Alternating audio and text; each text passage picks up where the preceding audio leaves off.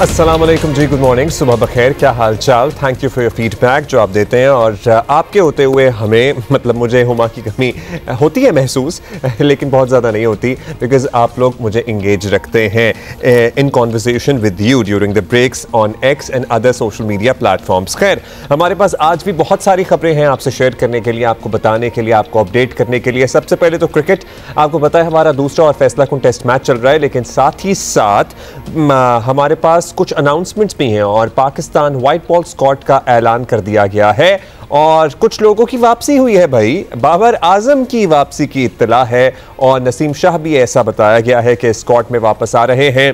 सो या that's the latest. आपको बताना हमने ये है कि पाकिस्तान की व्हाइट बॉल सीरीज के लिए स्क्वाड का ऐलान कर दिया गया है। T20 इंटरनेशनल के लिए 15 रुकनी स्क्वाड है, वनडे के लिए 16 रुकनी स्क्वाड है जिसका ऐलान किया गया है। पाकिस्तान और जनूबी अफ्रीका के दरमियान T20 इंटरनेशनल सीरीज शुरू होगी 28 अक्टूबर से 1 नवंबर तक खेली जाएगी। ये तो हम आपको काफी दफा बता चुके हैं। श्रीलंका और जिम्बाब्वे के साथ T20 3 मुल्की सीरीज 17 से 29 नवंबर तक रावलपिंडी और लाहौर में खेली जाएगी। We are also looking forward to that. Pakistan white ball squad का ऐलान फाइनली अब कर दिया गया है। पाकिस्तान स्क्वाड का ऐलान साउथ अफ्रीका के खिलाफ T20 और वनडे सीरीज के लिए किया गया है। वनडे के कप्तान इससे पहले आपको पता है तब्दील किए जा चुके हैं।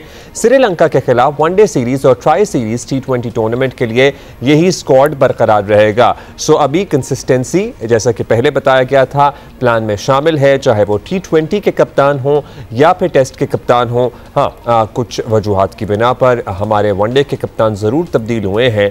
अब उस बारे में जाहिर है यही बताया गया है इब्तिदाई तौर पर कि कोच ये चाहते थे कि शाहीन शाह अफरीदी लीड करें हमारे वनडे की टीम को। सुहेल इमरान हमारे साथ मौजूद हैं। लाहौर से PCB हेडक्वार्टर्स की तमाम खबरें इनके पास मौजूद होती हैं। सुहेल भाई, अस्सलाम वालेकुम, गुड मॉर्निंग। बताइएगा, स्क्वाड का ऐलान हो गया है, क्या चेंजेस हैं मेजर जो हमें डिस्कस करनी चाहिए यहाँ पे? जी वालेकुम अस्सलाम अब्दुल्ला। सबसे बड़ी खबर तो यह है कि बाबर आजम, जिन्होंने गुज़िश्ता बरस दिसंबर में अपना आखिरी T20 मैच साउथ अफ्रीका के खिलाफ साउथ अफ्रीका में ही खेला था, उनकी T20 स्क्वाड में वापसी हुई है। जब भी कोई भी स्क्वाड अनाउंस होना होता था तो वहां पर क्वेश्चन यही होता था कि क्या बाबर आजम दोबारा T20 स्क्वाड में शामिल किए जाएंगे या नहीं किए जाएंगे, हर प्रेस कॉन्फ्रेंस में। और आज वही हुआ कि एक बार फिर बाबर आजम को स्क्वाड में वापसी हुई, जिस तरह की परफॉर्मेंस रही थी, खासतौर पर टॉप ऑर्डर और उसके बाद मिडिल ऑर्डर की परफॉर्मेंस रही एशिया कप में। उसके बाद जरूरत महसूस की गई कि उस तरह का एक स्टेबल बैटर जरूर चाहिए जो कि इनिंग्स को आगे लेकर बढ़ सके, और इसी वजह से बाबर आजम दोबारा स्क्वाड में वापस आए हैं। एशिया कप का जो स्क्वाड था और जो वहाँ पर जो यूएई में सीरीज हुई थी उसके लिए 17 मेंबर्स का स्क्वाड अनाउंसमेंट किया गया था, लेकिन अब 15 रुकनी T20 जो स्क्वाड है जो साउथ अफ्रीका के खिलाफ सीरीज और फिर ट्राई सीरीज जिम्बाब्वे श्रीलंका के खिलाफ होनी है,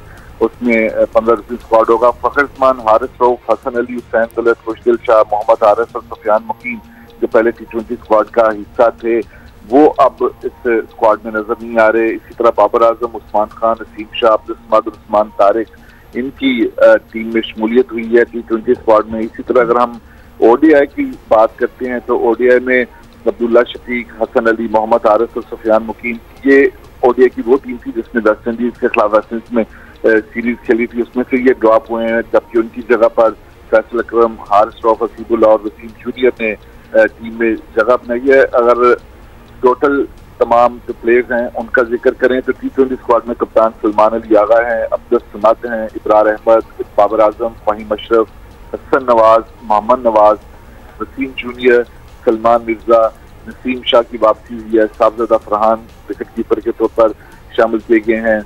अच्छा, अक्सर औकात सोहेल भाई जब बाबर का नाम आता है तो एक नाम साथ जुड़ जाता है, पता नहीं जुड़ना चाहिए या नहीं जुड़ना चाहिए, लेकिन रिजवान और बाबर का इकट्ठे ही नाम आता है। तो बाबर आजम की हम देख रहे हैं वापसी हो गई है।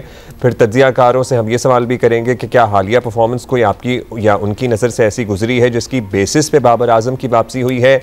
PCB की तरफ से कुछ बताया गया है? कोई ऐसी परफॉर्मेंस हमने तो नहीं देखी डोमेस्टिक में भी या अदरवाइज भी, अभी जो चल रहा है मामला, होपफुली वो आज अच्छा करें। लेकिन किस बुनियाद पर बाबर की वापसी हुई है?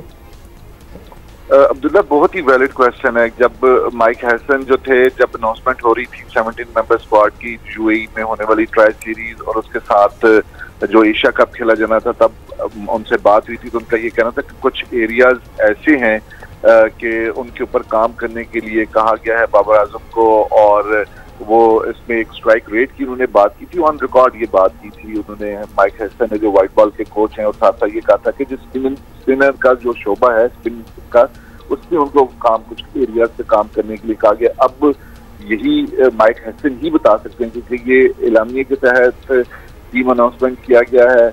अब सिलेक्टर्स या माइक हेसन सामने बैठेंगे तो उनसे यही पूछा जा सकेगा कि कौन सी ऐसी व्हाइट बॉल की क्रिकेट खेली है बाबर आजम ने, या सिर्फ नेट्स में देख के कि उनकी इंटेंट जो है वो बहुत अच्छी है और उन्होंने स्पिनर्स को भी खेलना अच्छे तरीके से सीख लिया, या जो वो म्यार उन्होंने एरियाज पे इम्प्रूवमेंट का लिए दिया था माइक हेसन ने, उसके ऊपर वो पूरे उतर चुके हैं या नहीं उतरे। डेफिनेटली कोई ना कोई उनके पास एक पैमाना जरूर होगा माइक हेसन के बाद या सेक्टर्स के बाद, जिसके बाद उनकी वापसी हुई। हालांकि ये भी कहा जाता रहा कि आगे बड़े T20 है, बिग बैश लीग की उनके नुमाइंदे हैं तो वो वहां पर खेल के दोबारा वापस आ सकते हैं, लेकिन ये कुछ तो हुआ नहीं। और उससे पहले भी बाबर आजम के ऊपर एक बार फिर नो डाउट उनकी एक क्लास है जिसका वो टीम को साथ लेकर चलते थे, नो डाउट उनके स्ट्राइक रेट के ऊपर हमेशा बात होती रही है, लेकिन उनकी T20 में जरूरत महसूस की गई है कि आपने बहुत से लड़कों को, बहुत से नौजवानों को मौका दिया, वो उस तरह टीम को नहीं लेके जा सके। 34 पे 4 आउट,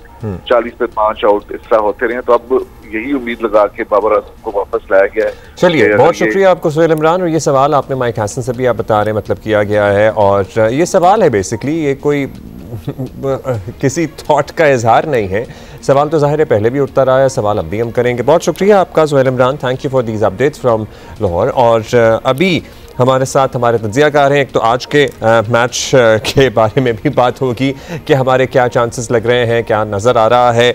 अभी भी थोड़ी बहुत लीड तो है, लेकिन हमने अब तक जो परफॉर्मेंस दिखाई है in the second inning, it is not so great. But या फर्स्ट हमारा जो T20 स्क्वाड हुआ है अनाउंस, और फिर साथ ही वनडे स्क्वाड भी अनाउंस हो गया है 16 रुकनी, उस पर जरा बात कर लेते हैं। राशिद भाई has joined us and senior sports journalist Abdul Majid Bhatti has also joined us. Rashid भाई, what are your thoughts? Babar Azam is back. जी, बाबर आजम को देखकर नीचे हम नहीं जाते कि नीचे क्या जाते हुई है, वो मुश्किल हो जाती है, क्योंकि इसीलिए ये नाम दिए जाते हैं कि ऊपर ही रहे आप लोग और हम लोग। और नीचे अगर आता हूँ तो मोहम्मद वसीम जूनियर दोनों स्क्वाड में नजर आते हैं और कोई मैच नहीं खेलते माशाल्लाह से ये, और इसकी कोई बात भी नहीं करेगा। और इसमें मैं ये देखना चाहूंगा कि होम सीरीज है तो कितने अनकैप्ड प्लेयर हैं, उसमें सिर्फ उस्मान नजर आएंगे, उस्मान तारिक, जिनका एक्शन अभी मशकूक है। तो नए प्लेयर्स हमारे किधर हैं जो कि हमारे T20 का हिस्सा है? चैंपियंस कप हमारे कराए गए, इसमें से प्लेयर्स आए, इसमें कितने प्लेयर्स हैं जो अनकैप्ड हैं? ये एक प्लेयर मुझे नजर आ रहा है और वो है उस्मान तारिक, अदरवाइज वही प्लेयर है। फिर T20 का मैं टीम देखता हूँ कि जो कि एशिया कप खेली थी, उसके 3 से 4 प्लेइंग मेंबर्स मिसिंग कर दिया, यानी कि वो टीम गलत बनाई थी। हम ठीक थे, हम ठीक बोल रहे थे कि टीम गलत है। अब क्या ये टीम ठीक है? ये तो साउथ अफ्रीका के बाद खेलने के बाद ही पता चलेगा। लेकिन कुछ अभी आपको क्या लग रहा है, ये टीम ठीक है? थॉट प्रोसेस नहीं है ना, कोई नहीं है, क्योंकि बाबर आया कैसे? एक मैच भी नहीं खेला इस साल तो। हाँ, तो ये सवाल हमने अभी सुहेल के सामने भी उठाया था और वो कह रहे थे कि हमने भी उठाया। मोहम्मद वसीम जूनियर किस तरह से टीम में आ गया, ठीक है। हसन नवाज को आपने वहां खिलाया ही नहीं, यहाँ टीम में डाल दिया। मोहम्मद हारिस को वहां, लेकिन चलिए इसको अगर इस तरह से क्वेश्चन पुट करें कि आपको पता है हमारे मिडिल ऑर्डर का क्राइसिस तो है ना, सो बाबर क्या अब हमें मिडिल ऑर्डर का क्राइसिस दूर करने के लिए मयसर होंगे? मतलब वो किस नंबर पे खेलेंगे, उनका क्या मतलब? सबसे बड़ा अब्दुल भाई, सबसे बड़ा क्राइसिस जो होता है ना वो ओपनिंग का होता है, 3 नंबर का होता है। T20 में नीचे इतनी वैल्यू नहीं करती, जितने टॉप रैंकिंग के प्लेयर आप दुनिया में देखेंगे ना, वो सारे 1, 2, 3 number. What do you think would be Babar's number then? Open करेंगे या फिर बीच में आएंगे या वन डाउन आएंगे? नहीं, इसका अभी बिल्कुल आइडिया नहीं है, क्योंकि ये कुछ भी कर सकते हैं, ये बॉलिंग भी करवा सकते हैं, जैसे माइक हैसन ने कहा था विकेट कीपिंग भी कर सकते हैं, तो टीम में जगह बनती है। तो हो सकता है कीपिंग कराने के लिए इनको रखा हो। मुझे ये जवाब दे दें कि किस परफॉर्मेंस के ऊपर बाबर आजम टीम में आए। ओके भट्टी साहब, सो हमें ज़रा नंबर, मैं अभी जहन में अपने नक्शा बना रहा था, साइम अयूब है, साहबजादा फरहान है, अब बाबर भी हैं, सो वो कहाँ फिट होंगे? फिर फ़खर जमान जी, फ़खर जमान जो अब्दुल्ला T20 स्क्वाड में रिजर्व में नजर आ रहे हैं, तो मेरे ख्याल में फिर फ़खर जमान की जो जगह है वो बाबर आजम को मिलेगी। लेकिन ऐसे मौके पे जबकि टेस्ट मैच बिल्कुल क्रूशियल टाइम पर खड़ा हुआ है और मेक एंड ब्रेक की पोजीशन है पाकिस्तान की। मेरा ख्याल में अगर चंद घंटे सिलेक्शन कमेटी सब्र कर देती, शाम को अनाउंस कर देती, तो शायद ये जो डिबेट है ये कहीं और चली जाती। लेकिन मुझे भी हैरत हुई कि इतने सारे दावे किए थे माइक हैसन ने, लेकिन बाबर आजम का इस तरह आ जाना, तो इसका मतलब बाबर आजम ने अपनी क्रिकेट को ठीक कर लिया। वो 49 रन पे जहां इस वक्त नॉट आउट है, वो उनके लिए पाकिस्तान टीम में वापसी का सबब बना। इसके अलावा तो बाबर आजम की हमें कोई इनिंग्स नजर नहीं आ रही।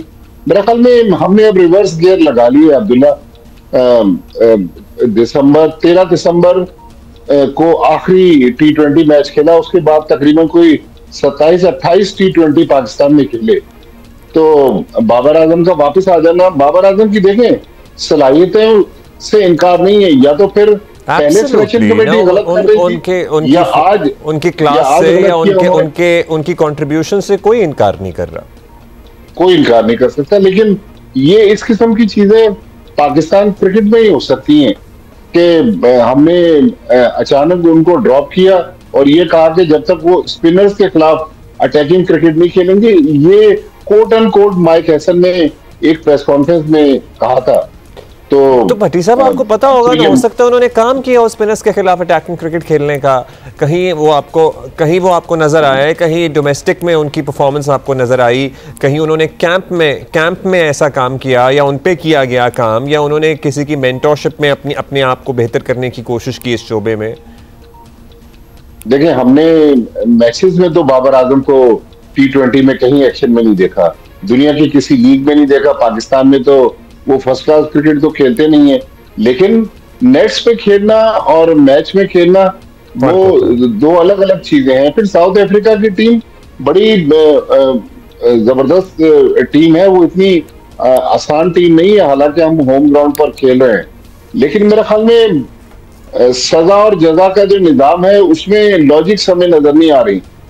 हारिस रऊफ का मेरा ख्याल ड्रॉप होना T20 स्क्वाड से, उनको रिजर्व में रखना, ये मुझे एक बेहतर फैसला लगता है कि हारिस रऊफ जिस तरह एशिया कप में परफॉर्म कर रहे थे, तो फाइनली सिलेक्शन कमेटी ने उन पर अदम एतमाद का इजहार किया है। लेकिन फर्स्ट क्लास क्रिकेट की परफॉर्मेंस पर हम नसीम शाह को पाकिस्तान के T20 स्क्वाड में वापस ले आए, ये भी मेरी समझ से बालातर है कि नसीम शाह ने भी कोई ऐसी एक मैच में शायद फर्स्ट क्लास में 5 आउट किए थे, लेकिन रेड बॉल की परफॉर्मेंस पर हमने व्हाइट बॉल टीम में नसीम शाह को डाल दिया।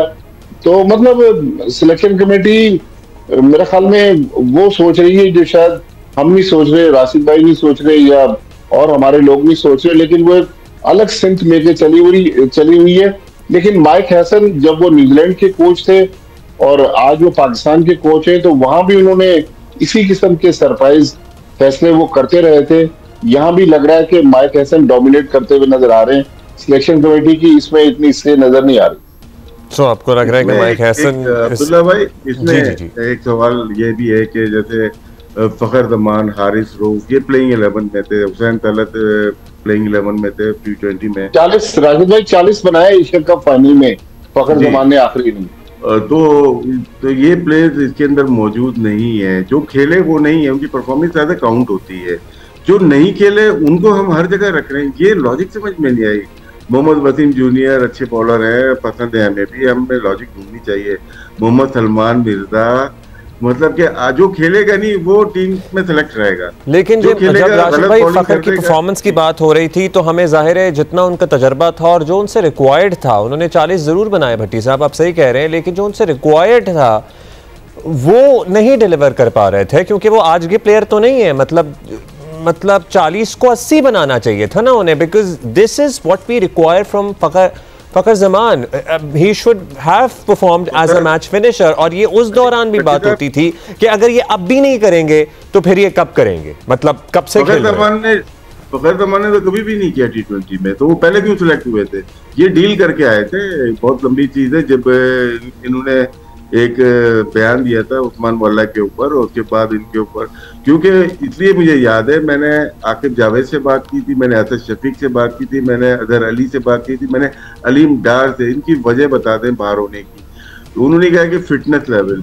मैंने फिर फखर जमान से भी बात की, ऑन रिकॉर्ड है। फखर जमान ने कहा राशिद भाई कि मैं सर्जरी नहीं करा सकता। मेरा पलटने में जो रनिंग बिटवीन द विकेट में उसमें प्रॉब्लम है, मैं नहीं जो ट्रेनिंग ये करा सकते हैं वो कर सकता हूँ। लेकिन उसी पे ये वापस कैसे आ गए टीम में और परफॉर्म भी नहीं किया, तो ये डील करके आए थे उस वक्त, तो अब डील बन नहीं रही। अब होता क्या है, कार्ड खेले जाते हैं। फखर जमान कार्ड फेल हो गया, अब बाबर आजम कार्ड खेलेंगे।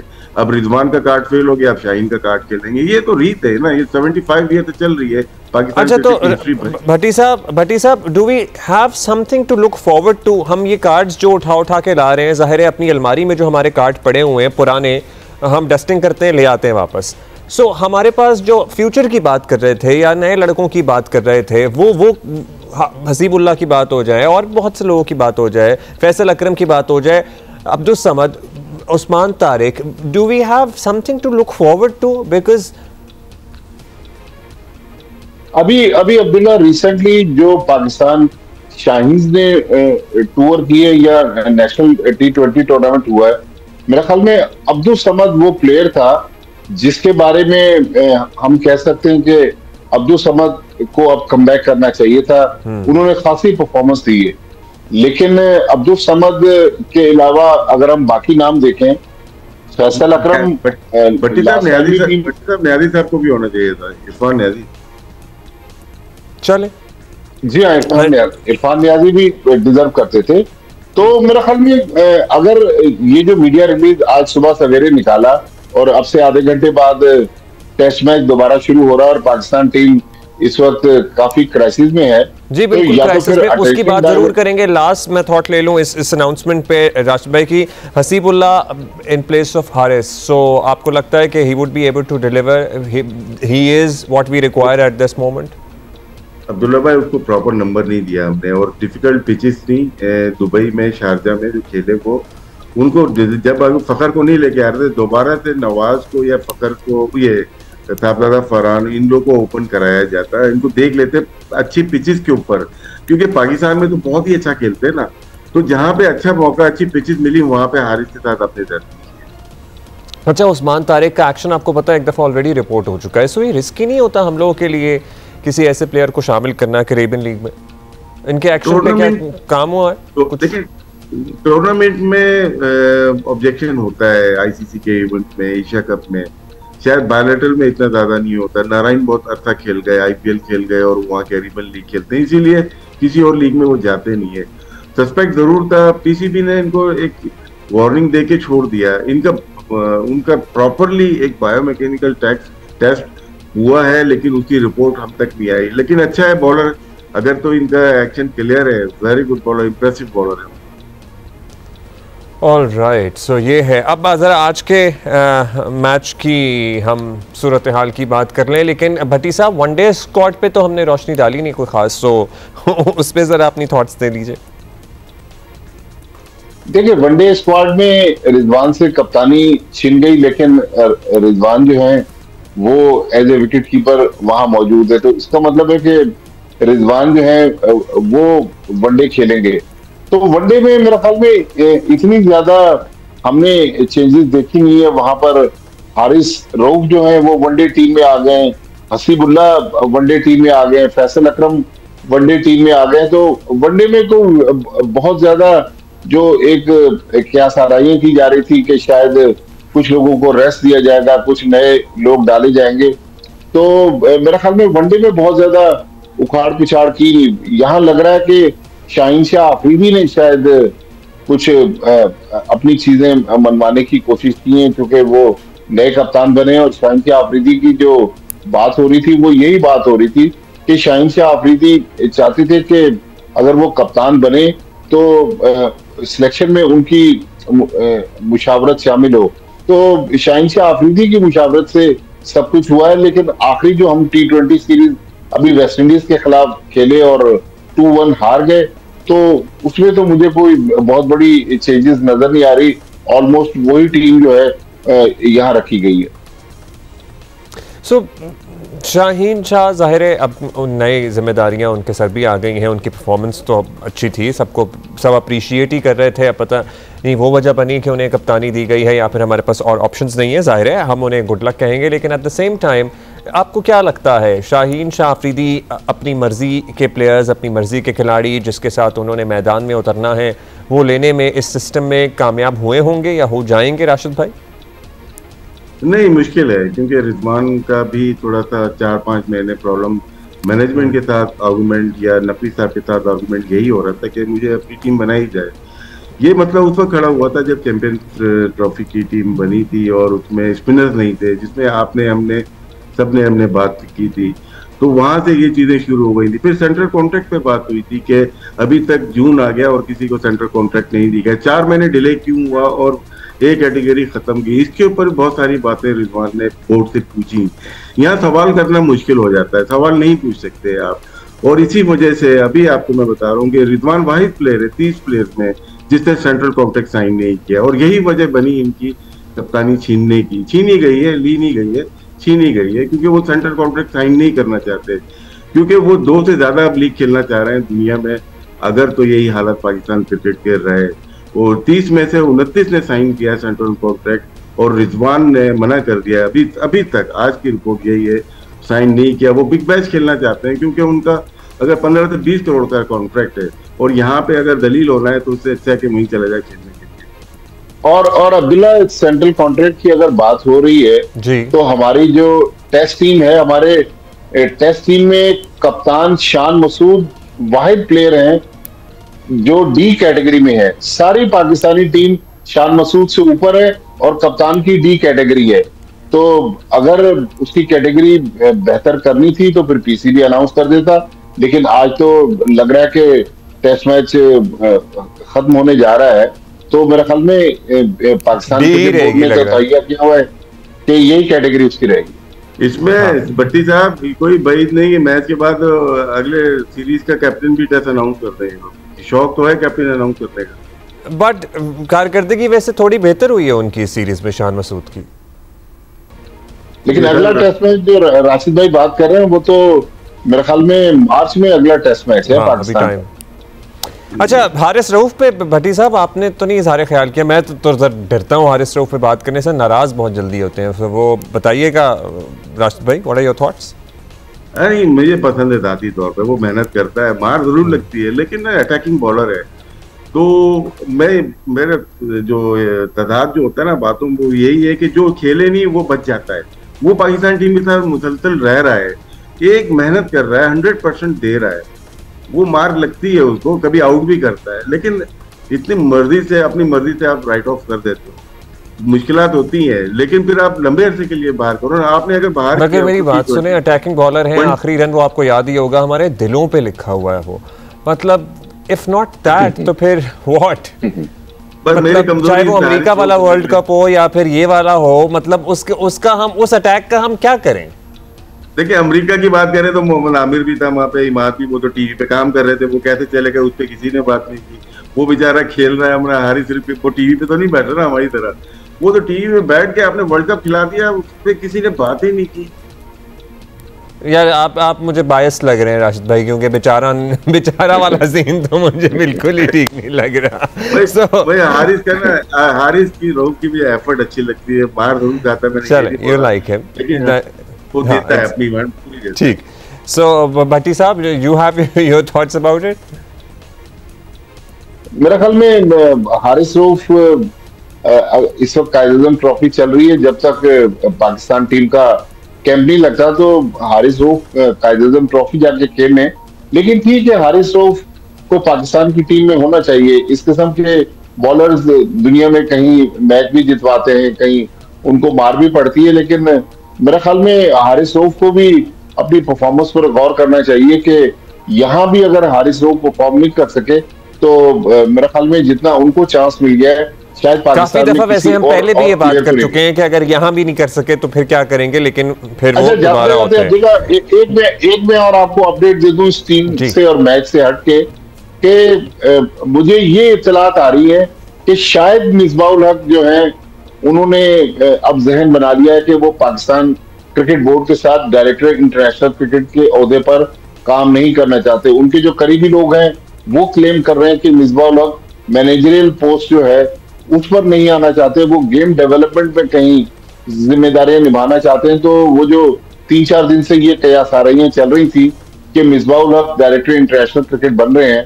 तो उसमें अब खासी हद तक। अच्छा, और भट्टी साहब, मेरे पास ये, आपके पास ये इत्तला है कि वो नहीं आना चाहते, और मेरे पास ये इत्तला है कि अभी तक ऐसी कोई तजवीज़ ज़ेरे गौर नहीं है कि मिसबाह-उल हक को ऐसी कोई पोजीशन दी जा रही हो। ये भी ज़रा से खबर पहुंच रही है कि ये 3-4 दिन से ज़रूर खबरें चल रही हैं कि अब तक ऐसी कोई तजवीज़ ज़ेरे गौर नहीं है कि मिसबाह-उल हक को ये पोजीशन दी जा रही हो अभी तक, as we speak, like literally अभी 10 मिनट पहले तक। That was the latest that I got. अभी हम ज़रा आज के मैच पे आ जाएं।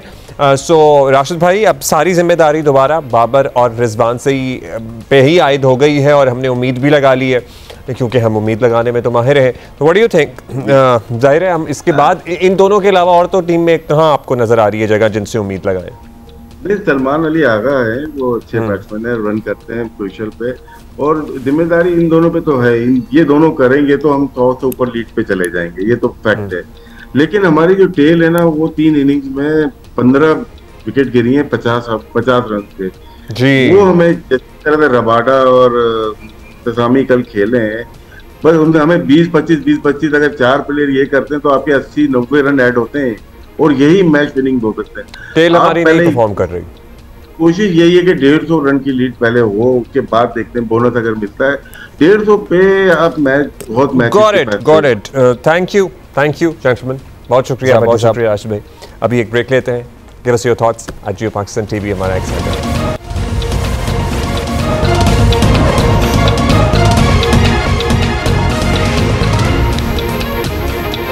वेलकम बैक जी। ज़रा पख्तूनख्वा की सूरत हाल के बारे में अपडेट आपको दे दें। खैबर पख्तूनख्वा जो दहशतगर्दी से सबसे ज़्यादा मुतासर सूबा है हमारा। दीगर माशी और सियासी चैलेंजेस अलग हैं इसके, लेकिन यहाँ नए आने वाले वज़ीर आला आ तो गए हैं, मगर काबीना की तश्कील अब तक एक मुअम्मा ही है। सोहेल आफरीदी इस बात पर अड़े हुए हैं कि इमरान खान से मुलाकात के बगैर काबीना नहीं बनाएंगे। सुबह चले नहीं चलता ना चले, वो तस्वीरें साफ करेंगे। ज़राए बता रहे हैं कि वो रात से इस्लामाबाद आ चुके हैं और मुलाकात के लिए आज अडियाला जेल जाएंगे। इजाज़त मिलती है या नहीं मिलती है इसका भी अभी तक कुछ पता नहीं है।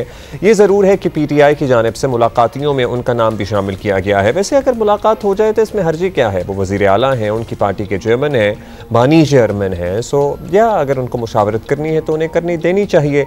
उधर इस्लामाबाद हाई कोर्ट ने बानी PTI से जेल में मुलाकात से मुताल्लिक तमाम केसेस पर समाअत के लिए लार्जर बेंच तश्कील दे दिया है। सोहेल आफरीदी की बानी से मुलाकात की दरख्वास्त पर आज समाअत होगी। दूसरी तरफ काबीना में ताखीर से मुताल्लिक जितने मुतनी बातें हो रही हैं, इत्तलात ये आ रही हैं कि वजारतों के लिए पार्टी में खींचातानी चल रही है। पुराने वाले वज़रा के पास वैसे गाड़ियाँ शाड़ियाँ सहूलियात सब कुछ अब तक वैसे ही चल रहा है। सोहेल आफरीदी कुछ नए लोगों को ऑल्दो काबीना में शामिल करना चाहते हैं, जिसके लिए उन्हें इमरान खान की मंजूरी दरकार है। अगर आज भी उन्हें इजाज़त नहीं मिली तो काबीना की तश्कील का मामला और तूल पकड़ेगा। सोहेल आफरीदी सूबे में क़याम अमन के लिए अपना तरीक़ाकार आज़माने जा रहे हैं। उन्होंने बड़े पैमाने पर, this is important by the way, जिरगों का ऐलान किया है। पहला बड़ा जिरगा 25 अक्टूबर को अपने आबाई ज़िला खैबर की तहसील बाड़ा में बुलाया गया है। वज़ीर आला का दावा है कि सियासी वाबस्तगी से बालातर होकर इलाके के तमाम अमायदीन, मुशीरान और नौजवान शरीक हों। बकौल उनके लोग किस्मत का फैसला वो खुद करेंगे। सो या दिस इज़ इम्पॉर्टेंट। वैसे जिरगे मुज़ाकरात आपको पता है, सवात में जब तालिबान थे तब भी बहुत कुछ हो चुका था। सो काफ़ी कुछ करके हम इस स्टेज पर पहुँचे हैं जहाँ आज खड़े हैं कि वही खूनरेज़ी दोबारा हो रही है। शकील फरमान अली हमारे साथ मौजूद हैं, ब्यूरो चीफ जियो न्यूज़ पेशावर। शकील साहब, सबसे पहले तो ये बताइएगा, हमने गवर्नर कुंडी साहब की भी बात सुनी, वो कह रहे हैं जी सबको एतमाद में लें, अपोजिशन को भी दावत दें इन जिरगों में। इन जिरगों जो वहाँ पे बात हो रही है, क्या बात हो रही है? ये जिरगे वाक़तन मसाइल को हल करने के लिए कारगर साबित हो सकते हैं? देखें, जरगों का सिलसिला आप अगर कह रहे हैं तो ये अली अमीन गंडापुर साहब जो साबिक वज़ीर आला हैं उनके दौर से शुरू हुआ। और आप को पता होगा कि बाजोड़ में भी जो है कार्रवाई से पहले जरगा किया गया, वो जरगा नाकाम हुआ। ज़िला खैबर में तीरा में कुछ मसाइल थे, हुकूमत को, इंतज़ामिया को और कानून नाफिज करने वाले अदारों को, उस हवाले से भी जरगा किया गया। वो भी जो है कुछ हद तक कामयाब और कुछ हद तक नाकाम हुआ, क्योंकि बाज़ जो मुतालबात थे वो जो है दूसरे फरीक ने नहीं मारे। मेरे ख़्याल में आप देखें कि स्ट्रेटजी यही होनी चाहिए कि जरगे होने चाहिए। और वज़ीर आला खैबर पख्तूनख्वा सोहेल आफरीदी साहब इसी सोच के साथ आए हैं कि वो कह रहे हैं कि हमें पहले जो है कबायली अमीन और जो इलाके के लोग हैं उनके साथ मिलकर आप जरगा करने दें ताकि हम इन मसले को जो है मुज़ाकरात के जरिए हल करने की कोशिश जब ये जरगा होता है हमें ज़रा डायनामिक समझाइए। आप ज़ाहिर दिहाइयों से इन मामलात को देख रहे हैं, कवर कर रहे हैं, तो ये मिलिटेंसी इन जरगों के नतीजे में कैसे ख़त्म हो सकती है? क्या कबायली अमायदीन को ये मना लिया जाता है कि हाँ जी जो लोग यहाँ मौजूद हैं, जो मिलिटेंट्स हैं, जो तहरीक तालिबान पाकिस्तान के हैं, दीगर मुसल्लह ग्रोहों और ग्रुपों के हैं, उन्हें यहाँ से इलाका बदर कर दिया जाएगा, यहाँ बेदखल कर दिया जाएगा? मिलिटेंसी जरगों के नतीजे में कैसे ख़त्म होगी? देखें, जरगा हो ही इसीलिए रहा है कि जिन इलाकों में मिलिटेंट्स मौजूद हैं तो ये मिलिटेंट्स जो हैं वो मकामी आबादी में जो है बाज़ मकामात पर उन्हें पना लिए और कोई कार्रवाई हो तो उसमें कोलेट्रल डैमेज का ख़तरा होता है। तो जो है अब ये जरगे हो भी इसीलिए रहे हैं और उनको ये बताया जा रहा है कि जरगा के जो रकीन है कि आप जाके उनसे बात करें और उनको कहें कि ये इलाके छोड़ दें। अगर वो इलाके नहीं छोड़ते तो फिर जो है आप हमारी मदद करें ताकि हम उनकी निशानदेही और हम जो है टारगेटेड कार्रवाइयाँ करें। और इसके अलावा भी नहीं होता तो फिर जो है हम हुकूमत चाहती है, बल्कि कानून नाफिज करने इदारे चाहते हैं कि कुछ इलाकों जहाँ पे मिलिटेंट्स हैं उनको खाली कराया जाए और वहाँ पे जो है कार्रवाई की जाए। अच्छा शकील, एक ये भी डायनामिक समझाइएगा, किसी भी सोसाइटी में, किसी भी माशरे में अगर आपके मोहल्ले में भी कोई दहशतगर्द आके रहना शुरू होंगे तो आपको प्रॉब्लम होगी उससे, और आप सारे मोहल्ले वाले उससे जाके बात करेंगे कि भाई यहाँ से चले जाओ। सो ये जो मिलिटेंट्स हैं ये इस सोसाइटी में मतलब ये रिश्तेदार हैं, अपने हैं, इसलिए नहीं इन्हें भेजा जाता, या फिर चूँकि बंदूक के ज़ोर पर यहाँ रह रहे होते हैं इसलिए किसी की चलती नहीं है, लेकिन बाकी लोग ज़ाहिर तादाद में ज़्यादा ही होते होंगे। How do they live here in societies? देखें, कुछ जगह तो ऐसी हैं और जहाँ पे इनकी रिश्तेदारियाँ हैं वो यहाँ पे आके छुप के रहते हैं और मकामी तौर पर उनको सहूलत फराहम की जाती है। कुछ जो है इंटेलिजेंस इतलात ये आई हैं कि कुछ ऐसी जगह है जहाँ पे मिलिटेंट्स किसी भी घर में या जगह पे आ जाते हैं और वो ज़ोर पे जो है वहाँ पे रहना शुरू कर देते हैं और इलाके के जो लोग हैं या उस घर के जो लोग हैं उनको उन्होंने हॉस्टेज बनाया होता है और वो कुछ कह नहीं सकते। तो ये इस किस्म के जो है मामलात यहाँ पे चल रहे हैं। यह हुकूमत मतलब जो है हुकूमत में आपको बताऊं कि हुकूमत भी यही चाहती है कि कोशिश हुकूमत की भी यही है कि मुज़ाकरात और कानून नाफिज करने इदारों की भी यही है कि मुज़ाकरात के ज़रिए जो है मसले को हल किया जाए और उनको कहा जाए कि आप जो है वापस अपने इलाकों को चले जाएँ। देखें, दोहा एग्रीमेंट के बाद अब देखें कि 3-4-5 दिन हो गए हैं, मतलब जो है खैबर पख्तूनख्वा के वो अजला बिलखसूस जनूबी अजला जहाँ पे जो है दहशतगर्दी के वाक़यात हो रहे थे, वहाँ पे जो है अल्लाह का शुक्र है पिछले 5-6 दिनों से कोई भी जो है बड़ा वाक़या रिपोर्ट नहीं हुआ है। तो ये भी देखें कि उसके इम्पेक्ट भी यहाँ पे पड़े हैं और ये हुकूमत भी यही चाहती है और कानून नाफिज करने इदारे भी यही चाहते हैं कि यहाँ पे भी जो है पहले मुज़ाकरात की जाए। और मेरी अपनी ज़ाती राय भी यही है कि पहले मुज़ाकरात होने चाहिए और उनको कहना चाहिए कि आप यहाँ इन इलाकों से चले जाएँ। अगर वो न जाए तो उसके बाद जो है कार्रवाई की जाए। और फिर देखें इस हुकूमत को और कानून नाफिज करने इदारों को इस वक्त खैबर पख्तूनख्वा में सबसे बड़ा मसला ये है कि पॉलिटिकल ओनरशिप नहीं है। पाकिस्तान तहरीक इंसाफ जो है। अच्छा, मुख्तसरन बता दीजिएगा शकील, वो काबीना का क्या स्टेटस है? काबीना अगर आज मुलाकात हो जाती है तो चले वो तो फिर बनी जाएगी, अगर नहीं होती तो फिर भी बन जाएगी क्या? देखें, काबीना आज अगर मुलाकात होती है तो हमारे ज़राए के मुताबिक जो है कुछ नाम जो है उन्होंने जो है अपने नए चेहरे लाना चाहते हैं। सुहेल आफरीदी साहब बेसिकली वो मुलाकात जो है उनको इस बानी पीटीआई से करना चाहते हैं कि वो नए चेहरे काबीना में शामिल करना चाहते हैं और वहाँ से जो है स्टैंप लगवाना चाहते हैं बानी पीटीआई से। कुछ नाम उन्होंने जो है जो पुरानी कैबिनेट है उसके नाम भी उन्होंने सोचे हुए हैं। मेरी ज़ाती राय में जो है शायद जो है अगर आज मुलाकात न हुई तो वज़ीर आला जो है खैबर पख्तूनख्वा इस सोच पे मजबूर होंगे, क्योंकि आपको पता है कि इसमें बहुत से काम रुके हुए हैं। जो है कुछ प्रोजेक्ट्स हैं उनकी मंजूरी जो है काबीना से लेनी है, कुछ तैनातियाँ हैं, कुछ इदारे हैं जिनकी सैलरीज का मसला बना हुआ तो वो काबीना से जो है ज़रूरी है उनकी मंजूरी लेना। तो मुज़म्मिल असलम साहब ने भी हमें यही बताया था कि हो सकता है कि फिर सीएम साहब जो है कुछ मुख्तसर काबीना जो है खुद ही अनाउंस करने फिर हो सकता है मुख्तसर काबीना का ऐलान कर दिया जाए। Thank you Shakeel, that is all the time we have. Break ले रहे हैं, वापस आएंगे थोड़ी देर में। Good morning.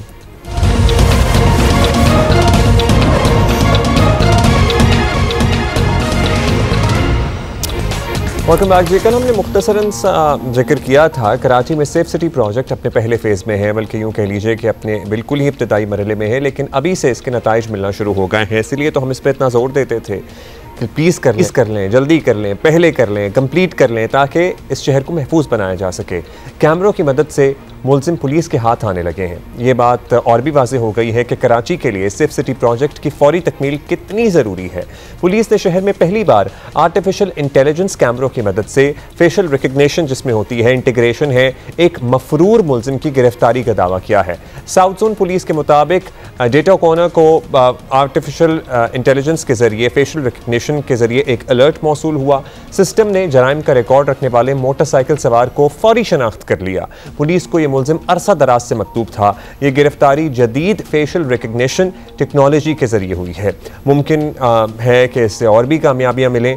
इसी पे बात कर लेते हैं। काशिफ मुश्ताक हमारे साथ मौजूद हैं। काशिफ, बताइएगा एग्जैक्टली किस पॉइंट पे ये सारा मामला हुआ, कि कहाँ से ये जा रहा था, कैसे इसको पकड़ा गया? क्या इस सिस्टम में ये इंटीग्रेशन मौजूद है कि ये चेहरा पढ़कर या चेहरा देखकर अगर रिकॉर्ड याफ्ता मुलजिम हो या उसकी तस्वीरें सिस्टम में मौजूद हों तो बैकएंड पे अलर्ट भेज सकता है?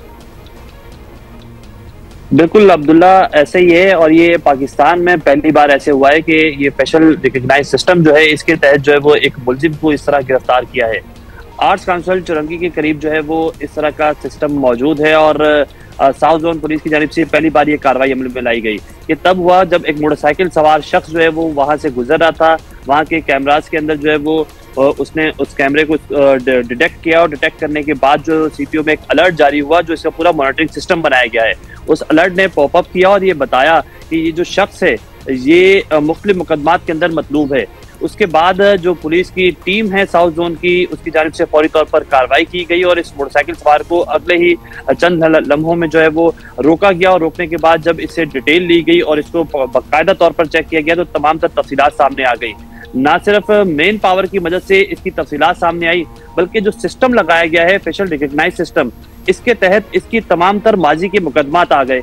अब पुलिस की जानिब से ये बताया जा रहा है कि इस पर 6 मुख्तलिफ मुकदमात हैं। उन मुकदमात में डकैती है, गैर कानूनी असला है और साथ साथ पुलिस मुकाबले के ऐसे मुकदमात शामिल हैं जिसमें ये पुलिस को मतलूब था। और कुछ केसेस में जो है इसका ट्रायल चल रहा था, जबकि कुछ केसेस ऐसे हैं जिसमें ये मफरूर था। ताहम पुलिस की जानिब से ना सिर्फ इसे गिरफ्तार किया गया और गिरफ्तार करने के बाद उन मुकदमात में उन थानों को जो है वो इसे फराहम किया गया, बल्कि मजीद इंटेरोगेशन भी इस हवाले से की जा रही है। ये जो सिस्टम है ये कराची के साउथ जोन में ही मुख्तलिफ मकामात पर जो है वो एक्टिव है और इसमें हमने देखा है कि माजी में भी इस तरह की कार्रवाइयाँ अमल में लाने के लिए कुछ गाड़ियों को रोका गया। ना सिर्फ ये गाड़ियों को रिकग्नाइज कर सकता है, आप ये जान सकते हैं कि आया ये गाड़ी फेक नंबर प्लेट से शहर में घूम रही है या वैसे, बल्कि साथ साथ उन अफराद का डेटा भी इसमें जो है वो डाला गया है जिनका सीआरओ मौजूद है। अच्छा, अभी कितने ऐसे कैमरे हैं जो काम कर रहे हैं? बिकॉज जाहिर है इतना बड़ा ये शहर है। अभी ये देख लीजिए कि अगर जो लगे हैं उससे ये नताइज मिल रहे हैं। ऑलरेडी कितने लग चुके हैं और फेज़ 2 की जो मंजूरी दी गई है उसकी कोई डेडलाइन है?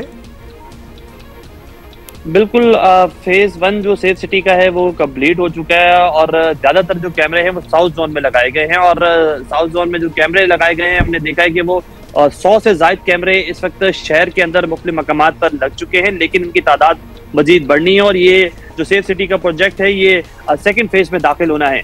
DIG साउथ की जानिब से बताया जा रहा है कि ना सिर्फ साउथ जोन में ऐसे कैमराज सेफ सिटी के लगाए गए हैं, बल्कि साथ साथ ऐसी व्हीकल भी मौजूद हैं जिनके ऊपर कैमराज नस्ब हैं, जिनमें पुलिस के जवान जो है वो तैनात किए गए हैं। और वो इस तरह की मशकूक जब कैमरा डिटेक्ट करता है तो ये बहुत ज़्यादा ज़रूरी है कि फौरी तौर पर कार्रवाई हो। तो उन कार्रवाई के लिए करके ऐसी गाड़ियाँ रखी गई हैं कि जो फौरी तौर पर चेस करती हैं और उन मशकूक लोगों को या फिर मशकूक गाड़ी को जो है वो रोकती हैं। ताम इस हवाले से अब इस प्रोजेक्ट को मजीद आगे बढ़ना है। आपने बताया कि फेज 1 जैसे कि कंप्लीट हुआ है, लेकिन फेज 2 अब शुरू हो रहा है और इसको मजीद आगे बढ़ना है। और शहर के मुख्तलिफ मकामात पर पोल्स लगा दिए गए हैं सेफ सिटी के लिए और उन पे कैमरास लगना अभी बाकी है। Thank you Kashif, you have changed your hair cut I believe. Thank you. अच्छा जी, मुझे भी पता लगा काशिफ उम्रा करके आए हैं। सो काशिफ, आपको उम्रा भी मुबारक हो। Thank you so much for being with अस। अभी क्या करने का टाइम है हमारे पास? कुछ करने का नहीं, अभी ये ब्रेक लेंगे। ब्रेक है ये हेडलाइन वाली और वापस आएंगे थोड़ी देर में।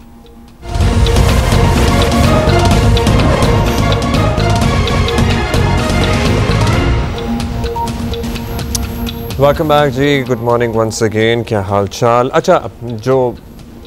अच्छा, बाबर आजम ने 50 रन कर दिए। वंडरफुल जी। हमारा चौथे दिन का खेल शुरू हो चुका है। पाकिस्तान अपनी दूसरी इनिंग का खेल जारी रखे हुए हैं। इस वक्त क्रीज पर मौजूद हैं बाबर आजम 50 रन के साथ नॉट आउट, और साथ हैं मोहम्मद रिजवान जो अब तक 17 रन बना चुके हैं। So that's the latest from Pindi test. अभी हम ज़रा पिंडी और लाहौर में और पेशावर में और कराची में और दीगर मुल्क के शहरों में डेंगू की सूरत हाल पर बात कर लें।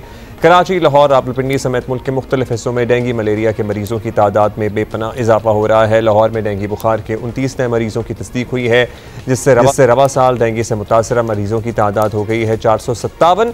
अफसोसनाक सूरत हाल यह है कि डेंगू से हलाकतें भी रिपोर्ट हो रही हैं। इस्लामाबाद में डेंगू के 64 मरीज ज़ेर इलाज हैं। पिंडी में रवां सीजन में मुश्तबा डेंगू के तस्दीक शुदा केसेस की मजमूई तादाद 1093 है। कराची, हैदराबाद में गुज़श्ता 1.5-2 माह में डेंगू से मुतासरा मरीजों की तादाद में ख़तरनाक हद तक इजाफा हुआ है।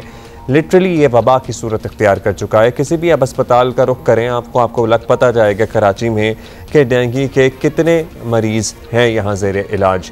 उम्मे फरवा हमें लाहौर से ज्वाइन है, पेशावर से हमें शीबा हैदर अपडेट करेंगी, और जमान झोंकियो कराची की सूरत हाल हमें बताएंगे। जहाँ ज़्यादा मसला ख़राब है कराची में, वहाँ ज़रा पहले चलते हैं। जमार बताइएगा, क्या आदादोशुमार हैं जो अब तक जारी की गए हैं महकमा सेहत की तरफ से? एक तो सरकारी अस्पतालों में ज़ेर इलाज हैं, फिर बहुत सारे प्राइवेट अस्पतालों में हैं, क्या वो भी रिकॉर्ड का हिस्सा बनते हैं?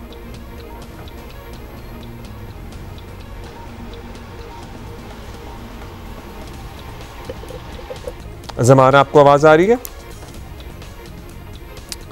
अच्छा, we'll try to reconnect with Zamar. अभी हम चलते हैं फिर शीबा के पास। शीबा, आप हमें बताइएगा पेशावर से अब तक कितने मरीज रिपोर्ट हुए हैं गुज़श्ता 1.5-2 माह में, और शहर में इर्द गिर्द आपको क्या सूरत है? अपने घर से पता लग जाता है कितने मच्छर आ रहे हैं और कितने मच्छर घूम रहे हैं। सो क्या सूरत है पेशावर में मच्छरों की इधर उधर फिरने की? जी बिल्कुल, पेशावर समेत खैबर पख्तूनख्वा में डेंगू से मुतासरा मरीजों की तादाद में अब रोज़ बरोज़ इजाफा होता जा रहा है। अगर हम पेशावर की बात करें तो पेशावर इस वक्त डेंगू के हवाले से बहुत पीक पर है, और दूसरे अजला की निस्बत पेशावर में ज़्यादा डेंगू के केसेस रिपोर्ट हो रहे हैं। उसकी सबसे बड़ी वजह यह है कि जो पेशावर के नवाही इलाके हैं, जैसे कि सरबंद हो गया, सफ़ेद डेरी हो गए, माशुखेल हो गए, ये ऐसे इलाके हैं कि यहाँ पर हर साल डेंगू के केसेस रिपोर्ट हो रहे हैं, और इन्हीं इलाकों में डेंगू के लार्वा भी पाया जाता है, और अब भी इन्हीं इलाकों से ज़्यादा केसेस रिपोर्ट किए जा रहे हैं। दूसरी जानिब अगर हम अस्पतालों की बात करें तो अस्पतालों में भी डेंगू से मुतासरा मरीजों के लिए बेड्स मुख्तस किए गए हैं, और अब रोज़ाना के हिसाब से अस्पतालों में सैकड़ों मरीज़ लाए जा रहे हैं। महकमे सेहत हुकाम से हमारी बात हुई तो उनका ये कहना था कि जो डेंगू के जो मरीज़ लाए जा रहे हैं, जिनके खून के प्लेटलेट्स की तादाद जो कम होती है, तो उनको अस्पतालों में दाखिल कर दिया जाता है, और ऐसे मरीज़ जिनके खून के प्लेटलेट्स की तादाद ज़्यादा होती है तो उनको घरों को भेज दिया जाता है। अब तक मजमूई तौर पर सूबे में 3000 से ज़्यादा डेंगू के जो है केसेस रिपोर्ट किए जा चुके हैं, और रवां साल डेंगू से 2 अफराद जाँ बाग हुए हैं, जिनका ताल्लुक जो है वो मर्दान से है।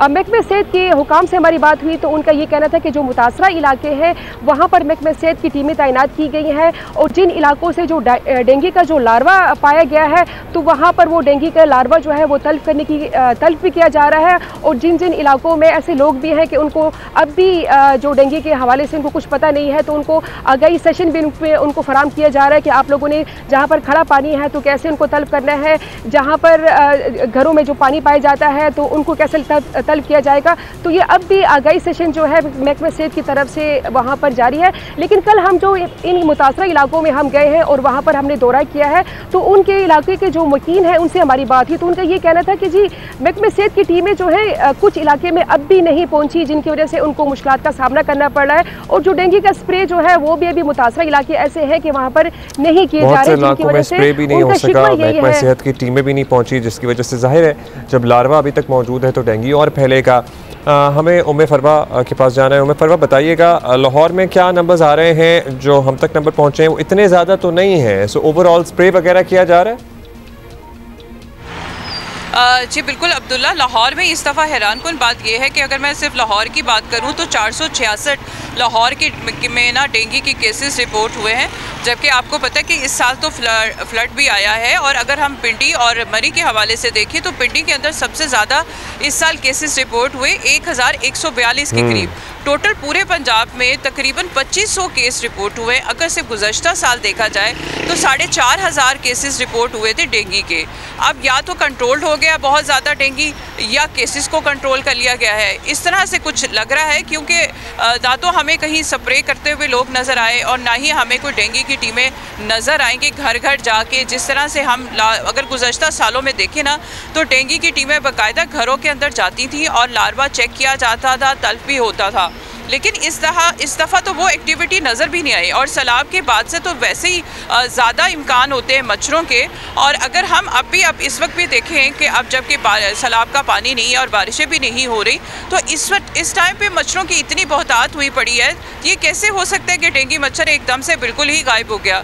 तो यहाँ पर तो पंजाब के अंदर तो अभी तक सूरत हाल समझ से बाहर है कि किस तरह से डेंगू के केसेस सिर्फ 2500 रिपोर्ट हुए हैं। और ये 2500 केसेस जो है महकमा सेहत की जानिब से जारी एक सेंस मिल जाती है आपको जब आपको अपने दोस्तों रिश्तेदारों में से डेंगू होने की खबरें मिलना शुरू हो जाती हैं। हमें अल्लाह ताला सबको इस बहुत ही बुरी बीमारी है, सबको महफूज रखे, लेकिन हमें अपने दोस्तों रिश्तेदारों में डेंगू होने की खबरें आना शुरू हो गई हैं। सो लाहौर में आपको इर्द गिर्द कुछ कॉलीग्स में पता लग जाता है। अभी अभी आपको वैसे पर्सनली भी कोई इस तरह नहीं केसेस पता लगे? देखिए, अपने कॉलीग्स हों या अगर हम अपने करीबी रिश्तेदारों के हवाले से देखें तो वो उनसे जब बात की जाती है वो कहते हैं जी कितने दिन हो गए हमें बुखार हो गया है, तो जाएंगे डॉक्टर के पास। तो अमूमन मोस्टली लोग सरकारी तौर पे कम ही जाते हैं डेंगू का टेस्ट करवाने या डेंगू को चेक करवाने के लिए। अमूमन वो अपने इर्द गिर्द जो प्राइवेट क्लिनिक्स बनी हुई है उन्हीं के अंदर चले जाते हैं और वहीं से जाके इसकी ट्रीटमेंट करवा लेते हैं। वैसे तो इसकी कोई ख़ास ट्रीटमेंट तो नहीं होती, लेकिन अमूमन ये होता है कि लोग अपने प्राइवेट क्लिनिक्स में ही जाके ना अपनी ट्रीटमेंट करवा लेते हैं। तो गवर्नमेंट लेवल पे उस तरह से बाकायदा जिस तरह हम देखते हैं कि वार्ड्स भी बनाए गए, अलहदा से पूरा सिस्टम भी किया गया, लेकिन जिस तरह से आते थे केस रिपोर्ट होते थे सरकारी अस्पतालों में वो इस मर्तबा नहीं हो रहे, भी नहीं रिपोर्ट हुए, जिसको देख के तो लग ही रहा है कि बिल्कुल डेंगू आया ही नहीं है। अच्छा जी, हम जमार के पास चलते हैं। जमार, कराची में तो बहुत हमें मिल रही हैं खबरें अपने ही सर्कल में कि डेंगू हो रहा है, डेंगू मुतासर कर रहा है और कि मतलब मच्छर जितने भी मार लें फिर कहीं ना कहीं से निकल के आ जाता है, घर में बैठा होता है, सो स्प्रे और वो सारा कुछ चल रहा है। क्या खबर है आपके पास? रिपोर्ट क्या बता रही है सरकारी अस्पतालों की, प्राइवेट सेक्टर से? प्राइवेटली भी बहुत लोग ज़ाहिर ट्रीटमेंट लेते हैं। जी बहुत शुक्रिया अब्दुल्ला। नंबर्स की अगर हम बात करें तो महकमा सेहत की जानिब से जो नंबर्स जारी किए गए हैं वो अब तक के कराची में 618 केसेस रिपोर्ट किए हैं। 19 अक्टूबर तक की ये रिपोर्ट है 1 जनवरी से महकमा सेहत की, मगर ज़मीनी हक़ाइक़ कुछ मुख्तलिफ नज़र आ रहे हैं। अगर हम इंडस हॉस्पिटल की बात करें तो उन्होंने 1 सितंबर से 15 या 16 अक्टूबर तक के जो नंबर्स जारी किए हैं वो हैं सिर्फ कराची के नंबर्स हैं 2000 से ज़ायद। और अगर हम सिविल हॉस्पिटल की बात करें तो उनके नंबर्स 535 हैं अक्टूबर के 15 दिन के, 6 अक्टूबर से 21 अक्टूबर तक के। तो ये नंबर्स बहुत ज़्यादा हैं और सरकारी नंबर्स जो हैं वो बहुत कम हैं। इसके अलावा अगर हम बात करें तो महकमा सेहत से हमने इस हवाले से बात की कि इतना डिफरेंस क्यों आ रहा है, मतलब ये कि बहुत ज़्यादा डिफरेंस है। अगर 2 हॉस्पिटल्स के नंबर्स की बात करें तो 2500 से तजावुज़ कर गए और पूरे सूबे में अगर महकमा सेहत के नंबर्स की बात करें तो 1000 भी नहीं है। तो उन्होंने कहा कि ये थोड़ी टेक्निकल बात है, मैं कोशिश करूंगा कि इसको थोड़ा सिंपल तरीके से बता सकूं। 2 तरह के टेस्ट होते हैं, एक NS1 और एक IgG IgM होता है। अब उनका ये कहना है कि NS1 वाले जो टेस्ट होते हैं हम सिर्फ वो काबिल कबूल है, हालांकि WHO के मुताबिक दोनों टेस्ट काबिल कबूल है। जो कि ज़्यादा मकबूल टेस्ट है IgG IgM वो महकमा सेहत के यहाँ काबिल कबूल नहीं है, जिस वजह से भी ये मुमकिन है कि डिफरेंस आ रहा हो नंबर में। अब या हो सकता है कि जो हुकूमत है वो ये पैनिक की सिचुएशन क्रिएट ना करने की वजह से नंबर्स अंडर रिपोर्ट कर रही है। ज़मीनी हक़ाइक़ कुछ और बता रहे हैं। आपने बिल्कुल ठीक कहा कि हम आस-पास में भी सुन रहे हैं कि डेंगू बहुत ज़्यादा फैल रहा है दोस्तों में हर जगह पर। और स्प्रे मुहिम वगैरह की अगर हम बात करें तो वो महकमा सेहत कहता है कि हम स्प्रे मुहिम पर काम कर रहे हैं, मगर क्योंकि वो लोकल गवर्नमेंट्स के साथ ताउन में काम करते हैं उनको ये स्प्रेज वगैरह दिए जाते हैं। हमें यहाँ पर इतनी ज़्यादा वो मुहिम होती हुई नज़र नहीं आ रही। डिस्ट्रिक्ट से ज़्यादा केसेस रिपोर्ट हो रहे हैं, कुछ ये पता लगा कि किस डिस्ट्रिक्ट को ज़्यादा असरअंदाज किया है? क्योंकि डेंगू भी अपने गढ़ बना लेता है ना, ज़ाहिर है जहाँ ज़्यादा पानी खड़ा होगा, बारिश का पानी। I have seen on my way to office के अभी भी कितने खाली प्लॉट हैं ऐसे मेन शाहराहों पर जहाँ पर पानी खड़ा है, और ज़ाहिर है वहाँ पे कोई चेक करेगा तो डेंगू लार्वा मिल जाएगा। जी बिल्कुल अब्दुल्ला, यहाँ पर पूरे सिंध की अगर हम बात करें तो कराची और हैदराबाद सबसे ज़्यादा मुतासर है। उसके बाद थरपारकर डिस्ट्रिक्ट जो है वो मुतासर है इंटीरियर सिंध वगैरह में। चंद डिस्ट्रिक्ट्स ऐसे हैं पूरे सिंध के जिनमें एक केस भी रिपोर्ट नहीं हुआ, जिसमें शिकारपुर, टंडो मोहम्मद खान। और यहाँ की अगर हम बात करें तो एक चीज़ समझ से बाहर है अब्दुल्ला, वो ये है कि 19 अक्टूबर की जो रिपोर्ट है महकमा सेहत की, उसके मुताबिक 19 डेट को जो केसेस रिपोर्ट हुए कराची में तकरीबन 125 और डिस्ट्रिक्ट साउथ में 3 केसेस रिपोर्ट हुए, जबकि सिविल हॉस्पिटल जो कि डिस्ट्रिक्ट साउथ में ही आता है उसने 19 अक्टूबर के जो नंबर्स दिए हैं वो 33 हैं। आप 3 को 11 टाइम्स मल्टीप्लाई करें, सिर्फ एक हॉस्पिटल ने इतने ज़्यादा नंबर्स दिए, तो इतना ज़्यादा डिफरेंस अब जो हुकूमत के नंबर्स हैं वो। और जाहिर है प्राइवेटली जो लोग जा रहे हैं किसी बड़े अस्पताल या छोटे अस्पताल, वो बिल्कुल ही अलग नंबर है। बिल्कुल, मैं तो सिर्फ एक हॉस्पिटल का आपको बता रहा हूँ, सरकारी हॉस्पिटल भी बहुत ज़्यादा है। अगर सरकारी हॉस्पिटल्स का डाटा ही इकट्ठा कर लिया जाए तो वो भी लग ऐसा रहा है कि इससे बहुत ज़्यादा होगा। अब ये समझ से बाहर है कि जो WHO की मंजूरशुदा रिपोर्ट बहुत ज़्यादा है भी। अच्छा बताइएगा शीबा, आपके पास दोबारा आएंगे। अभी सूबाई काबीना भी नहीं बनी है, वज़ीर आला ने अभी जिम्मेदारियाँ संभालनी हैं, ये सिस्टम चल रहा है, मतलब स्प्रे वगैरह आपको कहीं होते हुए नज़र आ रहे हैं? कोई इस सिलसिले में जवाबदेह है? सेक्रेटरी हेल्थ हो गए या महकमे के दीगर अफसरान, कोई इस पे तवज्जो है कि डेंगू को कंट्रोल किया जाए, क्योंकि काफ़ी आउट ऑफ कंट्रोल है? जी देखिए, बिल्कुल पेशावर में इस वक्त सूरत-ए-हाल इस तरह की है कि पेशावर इस वक्त डेंगू के हवाले से बहुत पीक पर है। अगर स्प्रे की हम बात करें, जो मुतासरा इलाकों में भी स्प्रे जो है वो ना होने के बराबर है। लेकिन अगर हम अंदरूनी शहर के इलाकों की तरफ आए जहाँ पर डेंगू की जो सूरत-ए-हाल है वो बहुत कम है, लेकिन वहाँ पर भी अगर देखा जाए तो वहाँ पर भी स्प्रे नहीं किए जा रहे।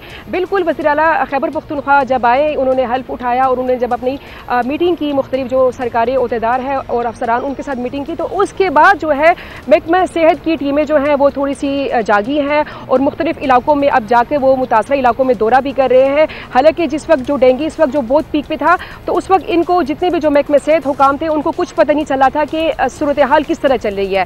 तो अभी जो सूरत हाल इस तरह की है कि अगर हम ये कहें कि स्प्रे जिस तरह के रेगुलरली बाकायदे तौर पर जो होना चाहिए वो स्प्रे ना होने के बराबर है। लेकिन जो मुतासरा इलाके हैं, जैसे कि मैंने बताया, जो नवाही इलाके हैं, तो जो गढ़ है डेंगू का, तो वहाँ पर अब जो है महकमे सेहत की टीमें हैं वो घर घर जा रही हैं। उन्होंने महकमे सेहत की टीमें तैनात की हैं और जिन जिन इलाकों में जो लार्वा पाया जा रहा है तो उनको तलब भी किया जा रहा है। और साथ में जो शहरी है, वहाँ के जो नवाई इलाके हैं, थोड़े से उन लोगों को शऊर की और आवाम में जो थोड़ा सा मसला है, आगाही की कमी भी है, तो वो उनको साथ साथ उनको शऊर और आगाही भी दे रहे हैं कि आप लोगों ने पानी कैसे तलब करना है। घरों में जो टैंकियों में जो पानी है, बाज़ औक़ात तो ऐसे शहरी होते हैं कि वो टैंकियों को खुला छोड़ देते हैं। तो चूँकि ये महीना अगर हम बात करें, लोग अपनी भी जिम्मेदारी ज़रा निभाएं। और जाहिर है डेंगू की वबा को वबा ना बनने देने में हमारा अपना किरदार भी बड़ा अहम है। ये हमने लाहौर में जो पहली दफ़ा वबा फैली थी उसमें देख लिया था।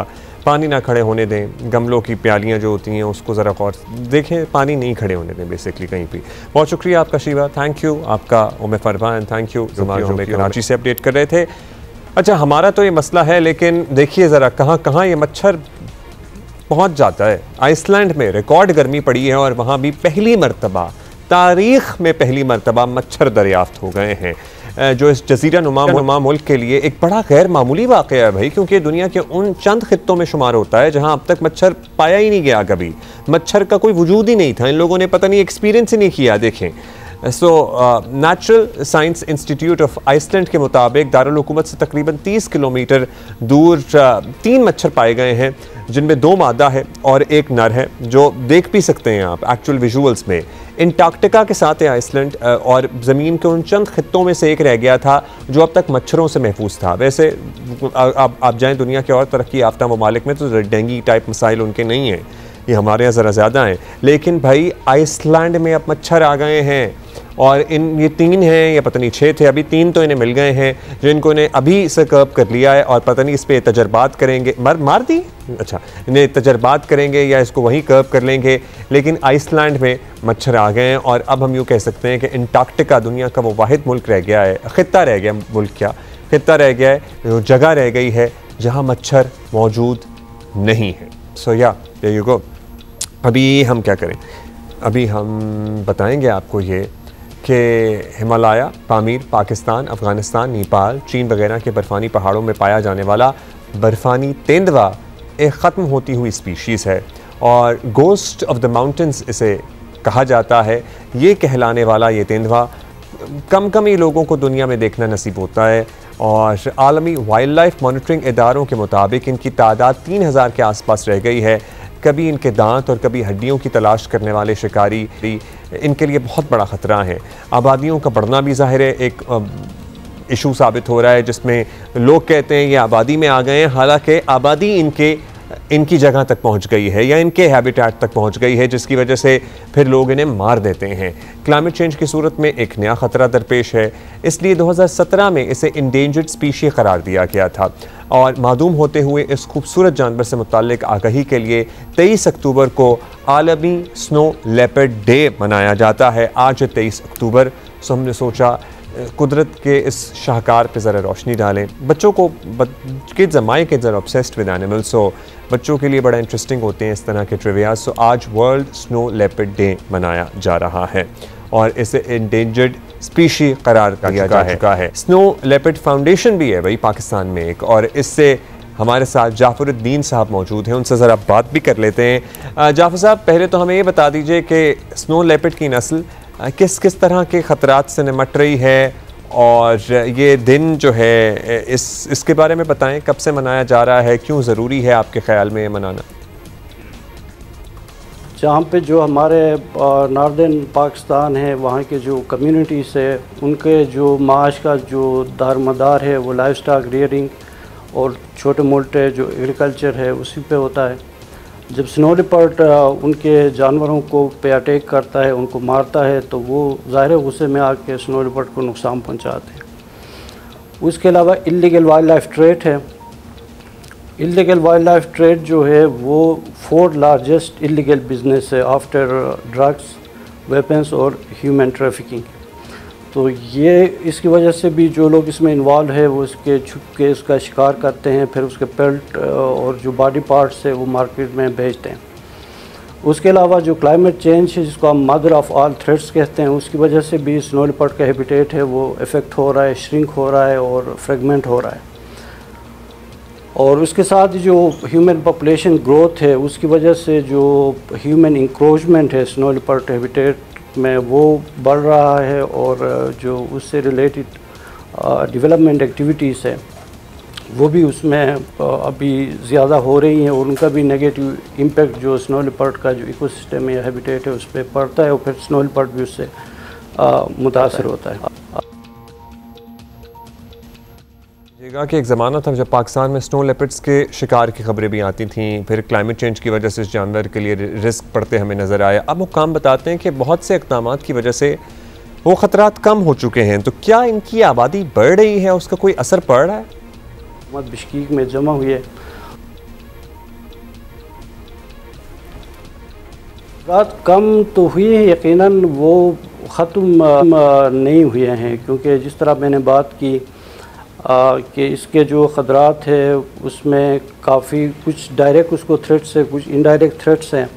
तो उसके लिए मुख्तलिफ़ इक़दाम गवर्नमेंट की तरफ से भी हो रहे हैं और जो नॉन गवर्नमेंट ऑर्गेनाइजेशंस है उनकी तरफ से भी हो रहे हैं, लेकिन अभी भी बहुत सा काम उसके लिए करना है। और उसकी जो शिकार की बात है वो मैंने पहले भी जिस तरह अर्ज़ किया, एक तो इसका डायरेक्ट वो जो कन्फ्लिक्ट आता है ह्यूमन के साथ या जो हमारे पेस्टोरल एग्रो पेस्टोरल कम्युनिटीज़ है उनके साथ आता है, जो लाइफ स्टॉक को नुकसान पहुंचाता है तो लोग कहीं इसको नुकसान पहुंचाते हैं।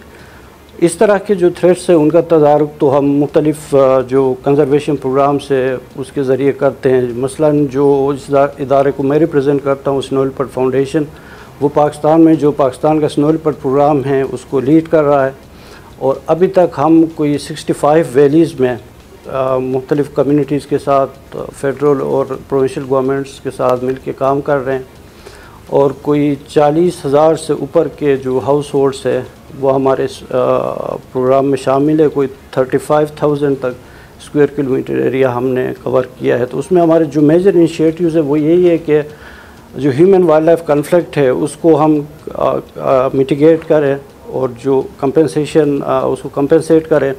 तो उसके लिए मुख्तलिफ़ एक्टिविटीज़ हमने लॉन्च की है, जिस तरह हम प्रेडेटर प्रूफ कोराल बनाते हैं, जो मवेशी खाने होते हैं जो लोगों के हाई एल्टीट्यूड पास्चर्स में, वो इतने मजबूत नहीं होते और उसमें आसानी से स्नो लिपर्ड कोई दूसरा दरिंदा भी अंदर दाखिल होता है और लाइफ स्टॉक को नुकसान पहुंचाता है। उसकी हम प्रेडेटर प्रूफिंग करते हैं, प्रॉपर उसका एक डिज़ाइन और इस तरीके से हम बनाते हैं। लाइफ स्टॉक सपोर्ट फंड हमने इस्टेब्लिश किया है इन कम्युनिटीज़ के साथ मिलकर, जिसको हम लाइफ स्टॉक इंश्योरेंस स्कीम भी कहते हैं। उसके थ्रू उसके अलावा भी ओपन ग्रेजिंग के दौरान कोई नुकसान पहुंचता है माल मवेशियों को, तो उनके जो ओनर्स हैं उनको उस फंड से कंपनसेट किया जाता है। दैट्स वेरी इम्प्रेसिव जाफर साहब। मतलब जिस तरह के इक़दाम आप बता रहे हैं कि आपने लोकल कम्युनिटी को इंगेज करके क्या कुछ इस्टेब्लिश किया है। एक तो predator proof livestock sheds बनाना, फिर कॉम्पनसेशन के प्रोग्राम्स हैं जिसमें लाइफ स्टॉक उनका इंश्योर्ड सॉर्ट ऑफ आप कर ले हैं। अब बताइएगा अवाम और हुक्काम क्या कर सकते हैं, क्योंकि हम ये तो नहीं चाहते कि ये बिल्कुल ख़त्म हो जाए, मादूम हो जाए। So what can we do to preserve their आबादी? जो फोडर कल्टिवेशन है और भी वाटर मैनेजमेंट है, ये एक्टिविटीज़ उसमें हम कर सकते हैं। उसके अलावा मैंने बताया जो कैपेसिटी बिल्डिंग और स्ट्रेंथनिंग है, जो हमारे जो कस्टोडियन वाइल्ड लाइफ डिपार्टमेंट्स है, जो जिसका जो प्राइमरी जो रिस्पॉन्सिबिलिटी है वाइल्ड लाइफ मैनेजमेंट, उनके जो स्टाफ स्ट्रेंथ उसको बढ़ाए, उनको इक्विप करे, ट्रेन करें और प्रॉपर्ली फैसिलिटेट करें। अभी जो लास्ट हमने जो असेसमेंट की थी, तकरीबन 50 स्क्वायर किलोमीटर में भी एक बंदा पेट्रोलिंग के लिए अवेलेबल नहीं था। तो माउंटेन एरियाज़ की जब हम बात करते तो 50 kilometre area is a huge area, तो वो पॉसिबल नहीं है एक बंदे के लिए कि वहाँ पे कोई इस तरह इलीगल एक्टिविटीज़ हो रही है उसको कंट्रोल करे। उसके अलावा जो हमारे लॉज है वो अभी बहुत बेहतर हुए हैं और फेडरल गवर्नमेंट और प्रोविंशियल गवर्नमेंट ने काफ़ी उस पर काम किया है, रिवाइज भी हुई है, हमारी स्ट्रेटजीज़ भी बनी है, लेकिन उसको मज़ीद स्ट्रेंथन करने की ज़रूरत है। मसलन अगर स्नो लिपर्ड कोई इलीगल हंट करता है तो वो ब्लैक मार्केट में जाता है, $10,000 तक वो एक पेल्ट बिक जाता है, और जो आपके लाज में है अगर 2 लाख रुपए आप उसको फ़ाइन करें तो वो बंदा आसानी से दे के छूट जाता है। तो उसको भी हमें फिर रिविज़िट करने की ज़रूरत है, स्ट्रेंथन करने की ज़रूरत है। और इसमें कम्युनिटीज़ का बुनियादी रोल है। जिस तरह हमारे सामने पाकिस्तान का जो ट्रॉफी हंटिंग प्रोग्राम है, जिसमें हमारे वाइल्ड शीप एंड गोट्स है, मार्फोर, आइबेक्स, ब्लू शीप वगैरह उनका शिकार होता है और उनसे जो कंपनसेशन आती है वो कम्युनिटी को उसका 80% मिलता है। इस साल एक मार्फोर $370,000 का उसकी बिडिंग हुई है, तो इज़ ए ह्यूज मनी और वो उसका 80% कम्युनिटी को जाता है। और ये एक बड़ा अच्छा मॉडल है, उससे जो इन जानवरों की वो तादाद काफ़ी हद तक ज़्यादा हुई है पाकिस्तान में। बहुत शुक्रिया आपका जाफर साहब, and hats off to you and your team जो आप एफर्ट्स कर रहे हैं। ज़ाहिर है बड़ा आपको पैशनेट होना पड़ता है किसी कॉज के लिए, ये सब कुछ करने के लिए। हमने मार्च में एक स्टोरी की थी जो CNN ने भी एक्चुअली फिर कवर, एज एन CNN की भी स्टोरी की, पूरी दुनिया में एक ग्लोबल हेडलाइन बनी। और हमने भी आपको बताया था कि मार्च में कहीं पाकिस्तान के गिलगित बल्तिस्तान के रीजन में 1 नहीं, 2 नहीं, 3 नहीं, 4 स्नो लेपर्ड स्पॉट किए गए थे। दुनिया इस विजुअल को देख के लिटरली हैरान हो गई थी, क्योंकि इनमें से एक को भी स्पॉट कर लेना बहुत बड़ी बात जानी और मानी और समझी जाती है। लेकिन ये 4 जब स्पॉट हुए थे तो हमें तसल्ली भी हुई थी। दुनिया के जो कंजर्व करने वाले हैं एनिमल के और इनके तहफ़्फ़ुज़ के लिए काम करने वाले अफराद हैं, ये जो तंजीमें हैं, उनको भी तसल्ली हुई थी कि कुछ तो चलें बेहतर हो रहा है, जिसकी वजह से ये नज़र आ गए हैं। या एक ऑल्टरनेट व्यू ये भी आया था कि ये बड़ा मुश्किल है, इनकी बड़ी रेयर साइटिंग होती है। सो ये क्या इनके नेचुरल हैबिटेट को हम इतना इन्फिल्ट्रेट कर चुके हैं कि ये इधर से उधर फिर मूव कर रहे हैं, तो फिर निगाहों में, नज़रों में आ रहे हैं। लेकिन एक माँ थी इनमें से और 4 उसके बच्चे थे लिटरली। सो या दिस 3 बच्चे थे, ये 3 बच्चे थे, 4 बच्चे थे। सो या 3 बच्चे थे। सो एक माँ थी और 3 बच्चे थे। वो बहुत ही रेयर और बहुत ही खूबसूरत साइट थी। सो या ये है सूरत हाल। और हम ज़रा coming back to our match, क्या भाई अपडेट है? हम 105 पर हमारे 6 आउट हो चुके हैं, और जी बिल्कुल, और बाबर आजम भी 50 रन बनाकर आउट हो चुके हैं। मोहम्मद रिजवान भी आउट हो चुके हैं। सो 18 रन बना सके हैं वो। अभी कौन खेल रहा है? सलमान अली आगा खेल रहे हैं और उनके साथ नुमान अली इस वक्त क्रीज पर मौजूद हैं। सो या लेट्स सी क्या होता है आगे। ब्रेक के बाद हाजिर होते हैं।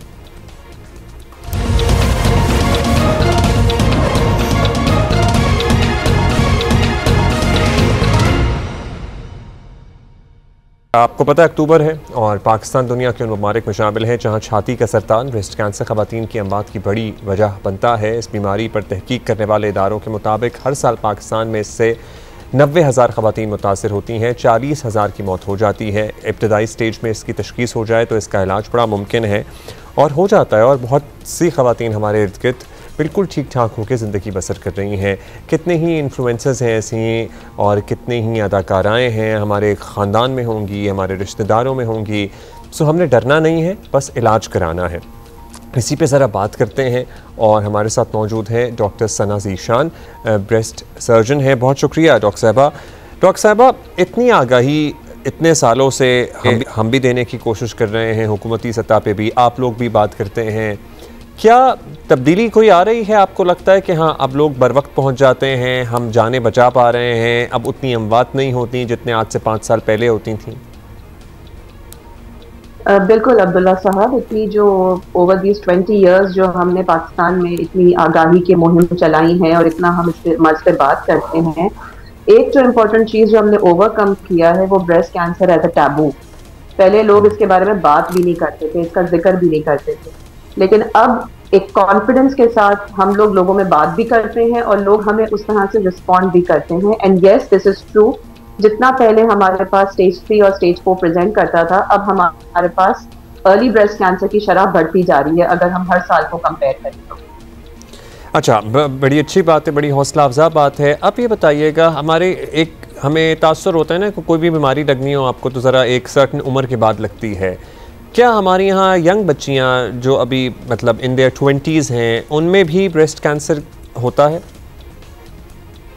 यंग पेशेंट्स में ब्रेस्ट कैंसर की शरह कम है और यंग से मुराद हमारी 40 इयर्स है, 40 इयर्स का कट ऑफ है। उससे पहले हमारे ब्रेस्ट कैंसर का इम्कान कम होता है, लेकिन अनफॉर्चुनेटली अभी पिछले 3, 4, 5 सालों में हम अब यंग ब्रेस्ट कैंसर पेशेंट्स को भी देखने लगे हैं क्लिनिक में, जो एक जमाने में अनहोनी हुआ करती थी।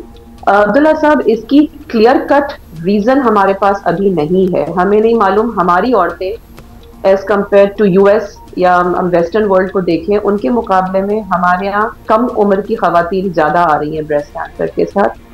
एक जो वजह मिल रही है अब हमारी आवाम में वो है जेनेटिक म्यूटेशन, यानी जीन्स की खराबी।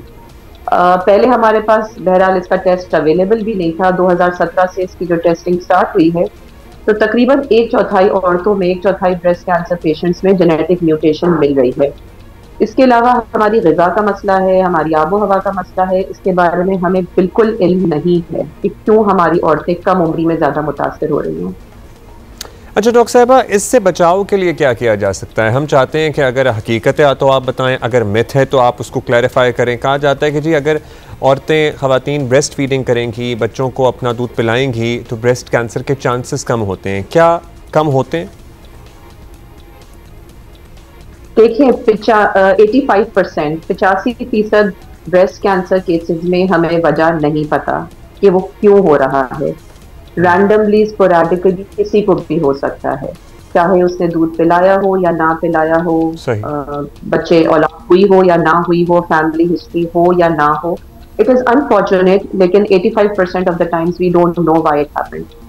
यस, दिस इज ट्रू कि दूध पिलाने से, बर वक्त अपने बच्चों को 30 साल की उम्र से पहले पैदा करने से, अपने वजन को चेक में रखने, मोटापे को अवॉइड करने से, सिगरेट, तंबाकू नोशी, इन चीज़ों को अवॉइड करने से ब्रेस्ट कैंसर के रिस्क को कम तो कर सकते हैं, लेकिन उसे एक औरत मुकम्मल तौर पे 0% पे नहीं ला सकती, यानी उस रिस्क को ख़त्म नहीं कर सकती। औरत होने के नाते हम हर वक्त ब्रेस्ट कैंसर होने के रिस्क पे रहेंगे, उस चीज़ को हम तब्दील नहीं कर सकते। और जैसा आपने सवाल किया कि हम उससे अवॉइड कैसे कर सकते हैं, ब्रेस्ट कैंसर को हम प्रिवेंट नहीं कर सकते, हम रोक नहीं सकते, लेकिन उसकी जल्द तशखीस से हम उसे जल्द पकड़ के उसका बर वक्त फुली इलाज कर सकते हैं और उसमें हम सक्सेसफुल हो सकते हैं। अच्छा, अब over the period of years, ज़ाहिर है 10 साल पहले किसी और तरीके से इलाज होता था, कीमोथेरेपी भी ज़्यादा तकलीफ होती थी। क्या अब ब्रेस्ट कैंसर का इलाज करना निस्बतन आसान है? महंगा तो चलें जो है वो है, लेकिन क्या तकलीफ़ कम होती है मरीज़ को? क्या निस्बतन आसानी आई है इलाज में? ब्रेस्ट कैंसर को कम्प्लीटली क्योर करने का एक बेसिक ग्राउंड रूल है, वो ये है कि इसको जल्द अर्ली स्टेज में पकड़ लें। अगर अर्ली स्टेज में ब्रेस्ट कैंसर पकड़ा जाता है तो उसकी ट्रीटमेंट भी कम्प्लीटली हो सकती है, इलाज भी आसान हो जाता है, और जहाँ तक कॉस्ट का सवाल है तो कॉस्ट भी कट डाउन हो जाता है। अर्ली ब्रेस्ट कैंसर अगर हो तो छोटी सर्जरी करनी पड़ती है, बहुत मेजर सर्जरी जिसको हम मैस्टेक्टमी कहते हैं, ब्रेस्ट रिमूवल, उसकी ज़रूरत नहीं पड़ती, छोटा सा सर्जरी होके ब्रेस्ट को सेव कर लेते हैं। बाज़ औक़ात अर्ली ब्रेस्ट कैंसर हो तो उसमें कीमोथेरेपी से भी बचाव मिल जाता है, तो अगेन कॉस्ट भी कम हो जाता है, मुश्किल ट्रीटमेंट भी कम हो जाती है। तो ओवर द ईयर्स जितनी ट्रीटमेंट ब्रेस्ट कैंसर की एडवांस हुई है, चाहे वो सर्जरी की नौयत से हो, चाहे वो कीमोथेरेपी की नौयत से हो, साथ ही साथ अर्ली डिटेक्शन या जल्द तशखीस होने से उसका इलाज आसान भी हो गया है। बहुत शुक्रिया आपका डॉक्टर साहिबा, thank you for being with us. Doctor Sana Zeeshan हमारे साथ मौजूद थी, और वही बात जो बार बार कहते हैं, एक तो 40 के बाद आप अपना ईयरली मैमोग्राम ज़रूर कराया करें, ख़वातीन जितनी भी हैं। अब तो सरकारी अस्पतालों में भी होता है, बहुत सारे ऐसे फलाही इदारे हैं जहाँ पे भी होता है, फ्री हो जाता है। और अपनी ख़वातीन पर्सनल अपना चेकअप, अपने आप का मुआयना, ज़ाती मुआयना ज़रूर रखें। कोई भी आपको ऐसी चीज़ महसूस हो रही है तो प्लीज़ फ़ौरन डॉक्टर से रब्ता करें, कोई भी डिफॉर्मेशन या गिल्टी वगैरह। अभी हम आगे बढ़ेंगे और हम आपको ये भी बताना चाहेंगे कि बिहार और मगरबी बंगाल के इलेक्शंस में लोगों को बेवकूफ़ बनाकर वोट लेने में या पाकिस्तान से जंग में खाई गई शिकस्त का ज़ख्म इतना गहरा है उनके जहनों पर, दिलों पे भी, कि भारतीय वज़ीर आज़म को भुलाए नहीं भूलता। 5 महीने गुजरने के बावजूद नरेंद्र मोदी अब तक पाकिस्तान को धमकियाँ दे रहे हैं। वो अपने ही किसी जहन में ऑपरेशन सिंदूर में चल रहे हैं, फिर रहे हैं, सो रहे हैं, उठ रहे, जाग रहे हैं। और तो और भारतीय फौजी जर्नैल भी सियासी दबाव में मोदी के नक्शे कदम पर इश्तियाल अंगेज़ बयानात दे रहे हैं। और ट्रंप साहब ने इनको दिवाली की मुबारकबाद नहीं दी, वो सिर्फ जवाब में गोल कर गए, दिवाली की मुबारकबाद का शुक्रिया अदा कर दिया, लेकिन ट्रंप साहब ने जो इन्हें बातें की हैं उसका हिसाब किताब नहीं दिया गया है। और इसी पे ज़रा बात कर लेते हैं। एजाज़ चौधरी हमारे साथ मौजूद हैं, साबिक सेक्रेटरी खारजा हैं। चौधरी साहब, कभी कहा जाता है कि ऑपरेशन सिंदूर ख़त्म नहीं हुआ, कभी हमलों को न्यू नॉर्मल करार दिया जाता है, कभी मज़ीद हमलों की धमकियाँ दी जाती हैं। ये भारत का जंगी जुनून तो हमें नहीं लग रहा कि ख़त्म हो रहा है। तो क्या ये उनकी मकामी सियासत की कंजम्पशन के लिए बयानात हैं, या हमें ज़रा संजीदा लेना चाहिए? जी, दोनों बातें हैं जी। मकामी सियासत भी है, और जब तक ये बिहार के इलेक्शंस नहीं हो जाते हैं, ये इस किस्म का जो उनकी तरफ से एक हॉस्टाइल किस्म का बयानिया है वो जारी रहेगा।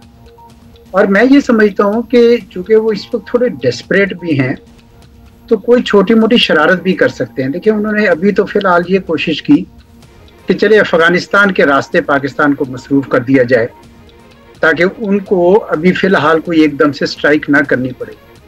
लेकिन मैं फिर भी ये समझता हूँ कि हमें चौकन्ना रहना पड़ेगा, क्योंकि जो उनके अज़ाइम हैं वो तो यही हैं कि जनाब हमारी सुबकी हुई है, हमने उसका बदला लेना है, और जैसे जैसे पाकिस्तान के ख़िलाफ़, मुसलमानों के ख़िलाफ़ जितना ज़्यादा तेज़ी तुंद रो अंदाज में बोलेंगे, वैसे वैसे उनका वोट बैंक बढ़ेगा। पुराना माजी में तो उन्होंने कम से कम ये तजर्बा देखा है कामयाब होते हुए, तो इसलिए ऐन मुमकिन है कि इस दफ़ा भी वो यही काम करते रहें। ये हो सकता है कि बिहार के इलेक्शन जो अगर हार जाते हैं तो उसके बाद तो ये और भी डेस्परेट हो जाएंगे। लेकिन देखना ये है कि ये हारते भी हैं कि नहीं, क्योंकि मुझे ऐसा नज़र आ रहा है, कई जो पढ़ता हूँ वहाँ पे उनके अखबार, तो उससे यही लग रहा है कि ये डेस्परेट हैं उसको जीतने के लिए, और ये कुछ भी कर सकते हैं, शायद कुछ इलेक्टोरल इश्यूज भी कर लें। लेकिन एक चीज़ तो कांस्टेंट है, गिवन है, वो ये है कि पाकिस्तान के मुतालिक उनका जो रेट्रिक है, हॉस्टाइल रेट्रिक, वो जारी रहेगा।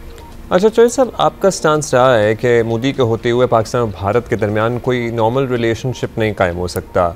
ये बात वैसे अब ठीक ही लग रही है, पहले भी लगती थी। क्या भारत में कभी सरकार बदले, कभी कुछ रवैये बदलने का चांस आपको नज़र आता है, या फिर मोदी उनकी सोसाइटी की एक बाय प्रोडक्ट है? ऐसा नहीं है कि मोदी ने उनकी सोसाइटी को इन्फ्लुएंस किया, उनकी सोसाइटी ही अब ऐसी है और उसका एक प्रोडक्ट मोदी है जो उनके वज़ीर आज़म है।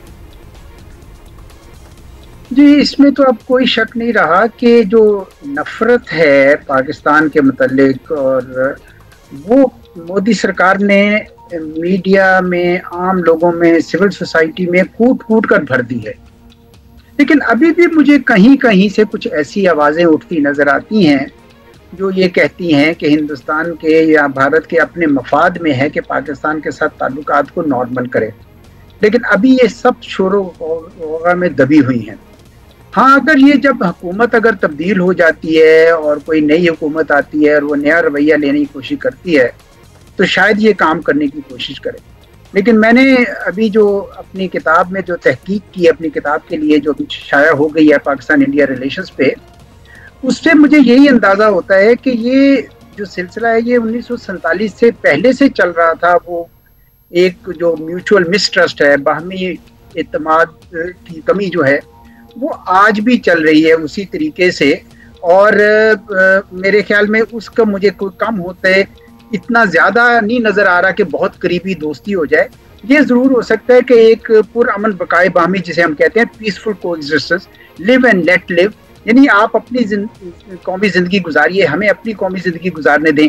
ये अगर कम अज़ कम हो जाए तो भी मैं समझता हूँ कि हमारे लिए उसको हम गनीमत जानेंगे, क्योंकि अभी तक तो भारत का रवैया ऐसा नहीं रहा है 1947 से कि हम कोई बहुत लंबी चौड़ी उम्मीदें उनसे बांध लें। बहुत शुक्रिया आपका, इज़हार चौधरी साहब हमारे साथ मौजूद थे। And that brings us to the end of our show today. बहुत सी खबरें अभी रह गई हैं, लेकिन इंशाल्लाह we can see you tomorrow 9 AM। Be there.